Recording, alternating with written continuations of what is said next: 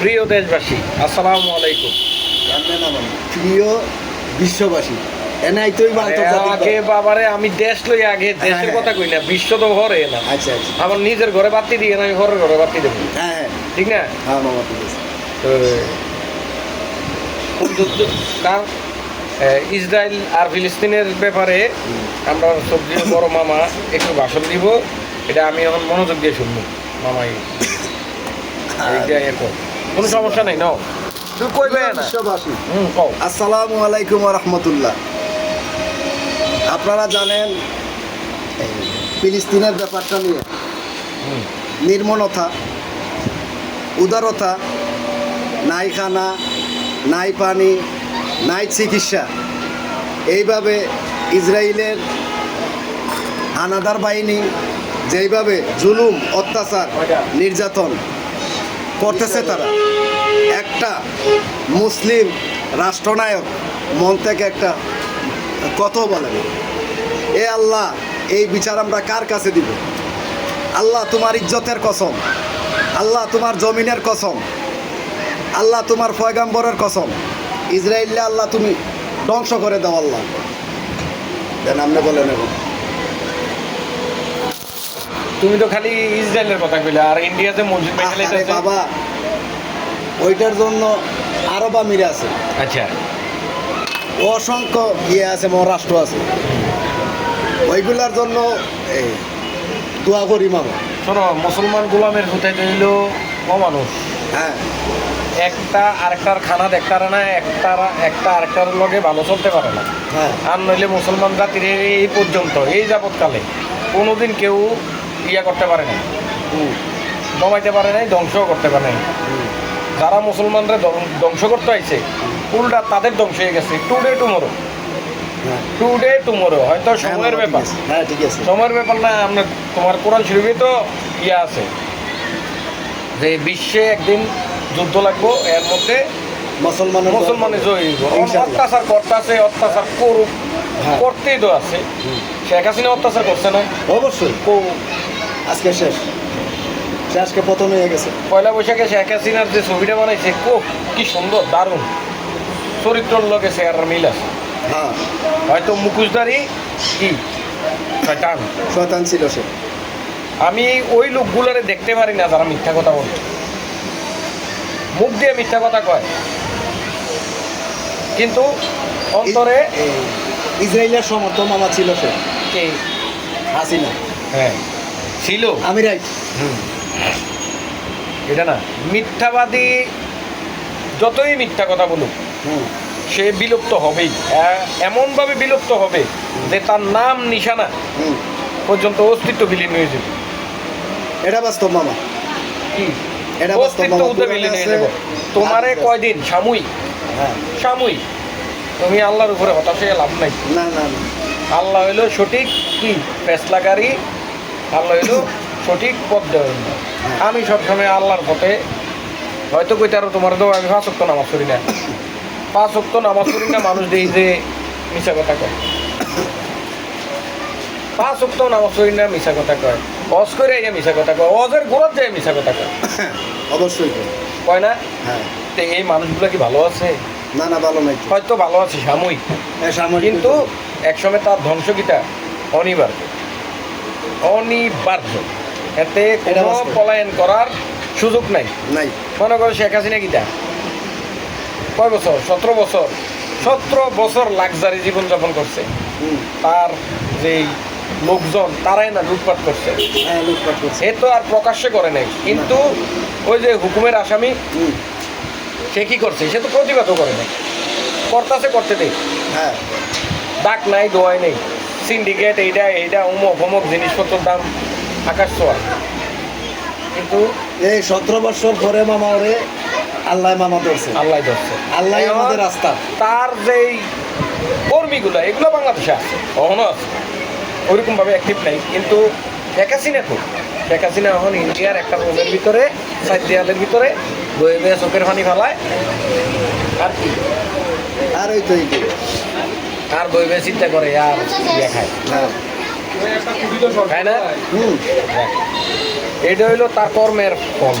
হ্যাঁ ভাইয়া সে 17 বছর ভালোভাবে জীবনযাপন করছে, কিন্তু এখন তার কাছে 17টা মিনিট, প্রতিটা মিনিট ভীষণ যন্ত্রণাদায়ক। আচ্ছা, কারণ তার লগে আশেপাশে কেউ নাই তো, আমলা কামলা সামলা নাই। সাইমসা না না। মামা শেখ হাসিনার কথা কি? একটা কথা মামা, রিল্যাক্স। পৃথিবীতে এই 200 কোটি মুসলমান আছে মামা, আছে 200 কোটির ভিতরে 180 কোটি মুসলমান ডাইরেক্ট মুনাফিক মামা, গ্যারান্টি দিয়া মামা আমি বলি। আর যারা মুনাফিক আপনার আমার মতো না, ওরা হচ্ছে এই রাষ্ট্রনায়করা। এই মুনাফিকির কারণে আজকে গাজার এই অবস্থা, ইন্ডিয়ার এই অবস্থা, ফিলিস্তিনের এই অবস্থা, ইরানের এই অবস্থা, লিবিয়ার এই অবস্থা, শুধু মুসলমানের মুনাফিকির কারণে মামা। এটাই মামা পারফেক্ট কথা আমার। এতে আমার এ ফাঁসি হইয়া যাও, আমারে মাইরালা, এতে কোনো সমস্যা নাই মামা। এটাই মামা বাস্তব কথা। আমাদের দেশের মুসলমানরা একজন আরেকজনের দেখতে পারে না, একজন আরেকজনের সফলতা দেখতে পারে না। এই শুধু আমাদের এই দেশে না সফল মামা। হইতে যাইবো তার পাও ধরে কিচ্ছা টান মার, হ্যাঁ। পারে আবার ভালো লাগে। হ্যাঁ, এই হলো আমাদের মুসলমান জাতির কিছু মানুষের বাচ্চা বলের এই হলো অ্যাক্টিভিটি, যার কারণে একজন আরেকজনের মধ্যে ইউনিটি নাই, মিল নাই। ইহুদের ভিত্তিক মোটামুটি কত মিল আছে, তার নামে তো ইহুদি, তারা মিল আছে। আছে মিল আছে। আমরা জাতিগতভাবে মিল নাই। আমরা মিল করতে হইলে একমাত্র ওই আল্লাহ যদি ওই ইমাম মেহেদিরে ভাড়াইবো, ভাড়াইয়া সবরে তখন গাড়ি ধরে মিলাইবো, মিলে সেটা পরে মামা আমাদের গড়ে মিল নাই, ব্যবসাত মিল নাই, দোকানে মিল নাই, নামাজে মিল নাই, মন্দিরে মিল নাই, কোনো জায়গাতেই মিল নাই। একটার একটারে দেখতেই পারেন। এটাই মামা বাস্তব কথা। আপনি হক কথা মামা বলবেন, আপনারে 2 দিনের ভিতরে হয়তো গ্রেপ্তার, নাইলে ক্রস ফায়ার, নাইলে ব্রাশ ফায়ার, নাইলে গুম, জানি মামু শেষ। আমাদের মুসলমান এইভাবেই ধ্বংস হইতেছে মন। এই যে আজ থেকে 20 বছর আগে লিবিয়ার কি অবস্থা, গাদ্দাফি উনি খুব ভালো মানুষ ছিল মামা, সেন্সের মানুষ ছিল, ওনারও মামা ধ্বংস করে হইল। এরপরে মামা সাদ্দাম, নাকি আমার কুয়েতের সাদ্দাম, উনি ইসলামী আন্দোলন করছে, দেশটারে মামা কন্ট্রোল করছে, ওনারও গায়েব করে দিচ্ছে। হ্যাঁ, আর অসংখ্য মামা রাষ্ট্র এই মুসলমানের মতো মুনাফিক জারক সালাইন বলার ইয়াতেও নাই বা পৃথিবীতেও নেই। তো আমি একজন মুসলিম মামা, এটা হক কথা বললাম। আমি হক কথা যদি বলার কারণে জাতি বা এই মানুষ আমার চায় মাইরা গাইতো, গিল্লা গাইতো, নো প্রবলেম, নো প্রবলেম। আমি ইসলামের জন্য একবার না শতবার আমি আমার জীবন দিতে প্রস্তুত। আমি আমার আল্লাহকে ভালোবাসি, নবীকে ভালোবাসি, ইসলামকে আমি যথেষ্ট পরিমাণ ইজ্জত করি। এটি মাও বাস্তব কথা। এই শালার গড় শালায় আরব দেশগুলা একদম দুর্নীতিবাজ, বাটপার, মুনাফিক, মাদক ব্যবসায়ী, নারী ব্যবসায়ী, সব শালাইন মানে 2 নম্বর মনে। আপনি ইয়াতে যান দুবাইতে যান, এনে গিয়ে দেখবেন কিতা জানেননি, আকাশের উপরে রেন আছে, এন আছে, চোখের ভিতরে দুরা সব সাফে জিলা, বাংলা মদ খায়। চোখের ভিতরে সব জিলা জিলা জিলা। হ্যাঁ, সব হইল গিয়া জিলা। দুবাই গেছি আমি, বাবা এই গিয়া দেখি এই নামাজও পড়ে, মদও খায়, বিয়ারও খায়, বেডিবাজিও করে। এই শালাইন তোর নামাজ পড়া কি দরকার, বস করার কি দরকার? আর এই আরব দেশের মাইয়ারা এই ইউরোপে গিয়া এই ট্যাক্সের ব্যবসা করে, এটার জ্যান্ত সাক্ষী আমি। তখন এইসব জায়গাতে থাকে তো বড় বড় মাফিয়া গ্রুপের সদস্য, হ্যাঁ, বলে হেঁটে চলে কিন্তু কোটিপতিরা। আমি গেছি মামা দুবাই। হ্যাঁ, মিলেনিয়ানরা চলে, যারা কোটিপতি, যারা অবৈধ সম্পদ, যারা অবৈধ সম্পদ উপার্জন করছে, যেমন বাংলাদেশের থেকে তো কোটি কোটি টাকা, হাজার হাজার কোটি টাকা বাঁচা রয়েছে না, তো তাদের ছেলে সন্তানরা ওই দেশে থেকে কী করবে? এটাই তো করবে, এটি করে অবৈধ টাকার ফল তো এটাই। আর অবৈধ টাকার ফলের পরিণামটা খারাপ। এই বেলি ড্যান্স আছে না, একটা বেলি ড্যান্সে 1 ঘন্টায় প্রায় আমাদের এই বাংলাদেশি টাকায় 1,500 কোটি টাকায় নষ্ট হয় 1 ঘন্টার ভিতরে। কি হয়েছে? এটা কোনো ফ্যাক্টর হইল? যার কাছে হাজার হাজার কোটি টাকা, সে ওরার টাকা না তো এটা, আমাদের দেশের টাকা, বাংলাদেশের টাকা। বাংলাদেশের টাকার হিসাবে আমার করে লাভ নাই তো। খরচটা কে করতেছে? খরচটা তো করতেছে বাহিরের দেশের লোকেরা বা বাংলাদেশের যারা বিলিনিয়ার যারা আছে, কোটি যারা আছে, তারাই তো করে। ক্যাসিনো কি করে? ক্যাসিনো একটা জুয়ার আড্ডা না? হ্যাঁ। ক্যাসিনো কি একটা সাইড দেয়ালের ভিতরে মনে করো একটা জুয়ার আসর, এই তো। হ্যাঁ। এখানে হাজার হাজার কোটি টাকা হইতেছে না? যে জায়গাটা তো ছোট, হ্যাঁ, কিন্তু একজনের অ্যাকাউন্টে থেকে আরেকজনের অ্যাকাউন্টে চলে যাচ্ছে টাকা। কিভাবে যাইতেছে? জুয়া। অবৈধ একটা রিক্সা ড্রাইভার যাই কি ক্যাসিনো খেলবো? না না, একটা রিক্সা ড্রাইভার খেলবো না, তাহলে খেলবো কেন? বড় লোকের বুঝায় যারা সরকারি চাকরি করে, ওই যে তোমার অবৈধ সম্পদ, তারা একটু আগে ওই আমার স্টাফগুলোর লইয়ে আমি ভিডিও করছি গুমতির পারে, আমরা সানপুর ব্রিজের থেকে টিকারচর ব্রিজ পর্যন্ত অনেক করছিলাম নি। এখানে আমি কিছুদিন আগ পর্যন্ত দেখলাম যে মাড়ি আছে, হুন্ডাটা লইয়ে একদম পানি পর্যন্ত যাওয়ান গেছে। আমি যে কালে যাই দেখি যে মাড়ি নাই, গাতা হয়ে গেছে একদম। কি গাতা? পুরো ফ্ল্যাট বানাইলেছে পানির লেভেলের থেকেও নিচে। চিন্তা করছেন? এখন এইগুলা করতেছে কারা জানো? জমিটা কার কাছে আছে জানো? জমিগুলো কার কাছে? জমিগুলো হইলো সরকারি যত চোর বাটফার আছে না, ওই যে টিয়ন আছে না, বড় কর্মকর্তা আছে না, যে তোমার বাড়ি কাম করে, স্যার আমার কাছে তো কত জায়গা নাই, আমার কত জায়গা দেন, আমি চাষবাস করে খাবো স্যার, দয়া করেন। ওই বেড়া আছে আরে বইয়ে থেকে ক্ষমতা দিয়া কইলো যা তোরে আমি 10 কানি জায়গা 20 কানি 50 কানি জায়গা দিলাম, হ্যাঁ, এটা যেহেতু সরকারি সম্পত্তি তোরে আমি লিজ দিলাম। এতে তো আর চাই রয়েছে না, না, এতে এটার মধ্যে কিছু করলো না, কেউ বর্গও দিল না। হাতের কাছে সবচেয়ে সহজ পন্থ হইল, যেহেতু জায়গাটা আমার নামে সরকারি লিজ আছে, আমি এবার মাটি দস্যুদের কাছে বেচে নেব। প্রত্যেকটা বছরে বেচে। তুমি গুমতির ভাট্টারে দেখছো কি করছে? দেখছি মামা, সব জায়গাতেই একই অবস্থা মামা, জাতির সম্পদ ধুলার সাথে। এইগুলা যদি কইতে যাও, উচিত কথা কইতে গেলে মানুষ কইব তোমারে পাগল, আমারে কইব আরেক বড় ভাগ। বিষয়টা তো আসলে পাগল না, বিষয়টা হলো তো আমরা তো হক কথা কই, হক কথা কম যেত নয় যে মিশা কথা কম। যদি এরকম হয় না এনে তো মাটি এরকমই ছিল এটা কইতাম, কিন্তু এনে যে মাটি কোথা ছিল এটা বলা যাবে না, এখানে এরকমই ছিল। তারা কিছুই করে না, তারা হইলো আল্লাহর প্রেরিত ফেরেশতা। মানে আমি যদি যাই কই বলে বা সরকারের ইয়াতে যে স্যার আমার জায়গা দেন, আমি একটু উন্নয়ন করবো, আই এম এ পাবলিক, আমি কিটা পাবলিক, আমি কোনো সরকারি কর্মচারীও না, সরকারি কর্মকর্তাও না, সরকারি কোনো ইয়েও না, আমি একজন বাংলাদেশের সিভিলিয়ান। বাংলাদেশে আমার জন্ম, আমি একজন সিভিলিয়ান, আমি একজন বাংলাদেশের নাগরিক। আমার অধিকার নাই আছে?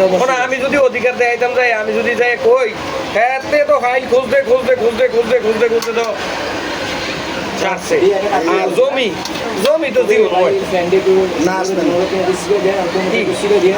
আর তারা যে ভূমিদস্যুরের কাছে দিয়ে রাখছে, তাদের আবার একটা জিনিস দেখলাম, তাদের বাড়ি, তাদের জমি, গুমতির এভারও জমি, গুমতির হেফারও জমি, হেফারে বিল্ডিং করে সরকারি জমি, খাস জমি, ওই পারে বিল্ডিং করে নিজেরা থাকতেছে, আর এদিকে ভাড়া দিয়া মানে মাটি বেচা টাকা খাইতেছে। এটা কি রে ভাই? এগুলো কি সরকার চোখে দেখে না? এগুলো দেখে না? দেখে ট্রাকের পর ট্রাক, ট্রাক্টরের পর ট্রাক্টর খারাই দিয়েছে, এগুলো চোখে দেয় না? আমি তো দেখে আসছি রাস্তাটারে মাড়ি কিছু করে লেছে। ওই দিন মোটরসাইকেল যাইতে লইয়া, আরে বাপরে বাপ, ও মনে হয় ফাঁকা রাস্তার ভিতরে মাটির বুড়াও এমন ফ্যাক, কত মোটরসাইকেল বইরে বোঝায়, প্রাইভেট কার তো ভিসলে এরকম করে যায়, এগুলো চোখ দেয় না কেউ। তারা ডেলি তাদের কাজ কি দেয়? তারা ডেলি কি অভিযান দিতে পারে না? অবশ্যই 2 দিন পর পর অভিযান দিব, দিয়ে যা অবৈধ যা আছে সব উচ্ছেদ করে দেবে। ওরার দোষ নাই তো মামা। আমাদের দেশের মামা সিস্টেম এটা, বাংলাদেশে যতগুলা সেক্টর আছে এই সেক্টরে সব দুর্নীতিবাদ। অফিসার, দারোয়ান, কেয়ারটেকার, ছোটো বড় মাঝারি যা আছে সব সালাইন মানে 2 নাম্বার। এই বিচারগুলা দিবেন মামা। আরেকটা হইলো যারা ভালো কাজ করে তাদের উপরে সবসময় বাধা আসবে, সব সময় একটা ইয়া আসবে। যেমন এই যে মনে করো আমার যে দলটা হ্যাঁ পুরোটার মধ্যে অহংকালা কিরম দেওয়া যায়, স্বর্ণের টুকরা দেওয়া যায় না? হ্যাঁ দেওয়া যায়নি? হ্যাঁ দেখা যায়। তো কিছু কুত্তার বাচ্চা খানকির ভূতের তো থাকবই হ্যাঁ বিনষ্ট করার চিন্তা মনোভাব, অথচ তারা আইয়া কিন্তু 2 মাস 6 মাসও চালাইতে পারত না। পরে কি জানি বহু এরকম সরকারি প্রতিষ্ঠান আছে, এগুলা একমাত্র ধ্বংস হইতেছে তাদের প্রেরিত কিছু পিয়ন, মাস্টার রোলের চাকরি করেন না লোক, মানে কুট্টাকুর কিছু মাদকখুর এগুলারে স্থান দেয়, যাইয়া সেটা প্রথমে চাকরিটা ভালো তাই এরপরে বয়ে দেয় একটা টুল, বয়ে দিব একটা টুল, বয়ে দিব একটা টেবিল, বয়ে দিব একটা ভ্যান গাড়ি, শুরু হয়ে গেল এটার বিস্তার। হ্যাঁ কি হ্যাঁ তুমি কেটা? আমি তো মোবাইল ওই সিটি কর্পোরেশনে চাকরি করি। নামটা কি তার সিটি কর্পোরেশন? কোনো পাবলিক কি আর জিগাইব? তবে সিটি কর্পোরেশনের লোকে তো ভয় লাগছে। এই 1টা 2টা 3টা 4টা 5টা 10টা এরকম করতে করতে কিন্তু এবার তার 10টা ইউনিট হইল, তার পক্ষে 10টা লোক খারাইলো। হ্যাঁ 10টা লোক খারাইলো না? এখন যদি কোনো কেউ তারে ইয়া করতে যায়, এই 10টা লোকে একটা ভালো লোক প্রতিবাদ করতে গেল, তার 10টা লোকে ভোটটা হ্যাঁ হ্যাঁ ধরবো কিনা? ধরবো। এটা সুযোগটা কে দিব? ওই তো।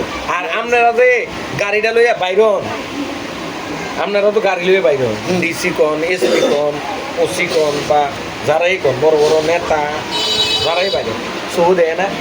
দেখে তো। হ্যাঁ সৌ দেয় না? ও দেখে তো আপনি কি করতেছে? ও দেখে তারা ওই যে ইয়া পাইতেছে, তারা মামু পাইতেছে। তো যাক, এটি তো আমরা কাম না। ডক্টর ইউনুস আইসে তো হ্যাঁ করুন প্রতিবাদ কইরা যাইবেন না। না, আমি রাষ্ট্রর নাগরিক হিসাবে মৃত্যুর আগ পর্যন্ত এই প্রতিবাদ যাইবেন কইরা। কে আপনাকে পাগল বললো, কে ছাগল বললো, আমি মরণ রে ডরাই না, মামা থাকাইবেন না। আমি মরণ রে ডরাই না, আমি কেউ রে ডরাই না। মরণ একদিন আইবই, যে কোনো সময় আইতে পারে, হয় ভালো নইলে খারাপ। খারাপ কাম করলে খারাপ ভাবে হইব, ভালো কাম করলে ভালো ভাবে হইব। ভালো কাম করে কেউ আইয়া মাইরা লাইব, আর মারতে আইয়া মরে উজুতে যাইতে পারে। হ্যাঁ মারতে আইয়াও তো মরে যেতে পারে, না এরকম হয় না অহরহ।